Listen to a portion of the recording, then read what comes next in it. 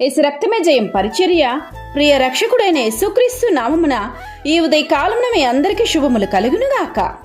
నేను జయించి నా తండ్రితో కూడా ఆయన సింహాసనమునందు కూర్చొండి ఉన్న ప్రకారము జయించువానిని నాతో కూడా నా సింహాసనమునందు కూర్చొండి నిచ్చెదను అని దేవుడే సెలవిస్తున్నారు. నా ప్రియ సహోదరి సహోదరులారా, ప్రభువు కోరుకున్న జయము దేనిపై? లోకముపైన లేక లోకములోనున్న మనుషులపైన?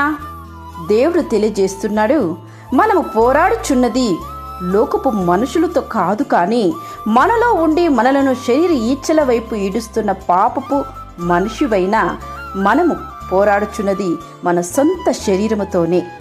అటువంటి శరీర ఈచ్ఛలపైన విజయం నీకున్నదా? స్వకీయ దురాశలపైన విజయము సాధించగలుగుతున్నావా?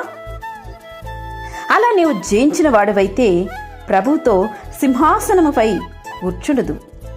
ఆయన పరిశుద్ధుడు. పాపాన్ని జయించి పరిశుద్ధుడైన దేవునితో కూర్చుండుటకు ప్రయత్నించు. ఆయన పరిశుద్ధుడు కనుక ఆయన ఆరాధించువారు పరిశుద్ధులై ఉండవలెనని దేవుడు కోరుచున్నారు. రాకడ వరకు నిందారహితుడుగానో సంపూర్ణముగానో ఉండుటకు నిన్ను నీవు కాపాడుకును.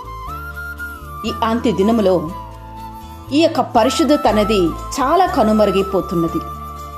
ప్రతి మనిషి ఏదో ఒక దానితో మలినమైపోతున్నారు.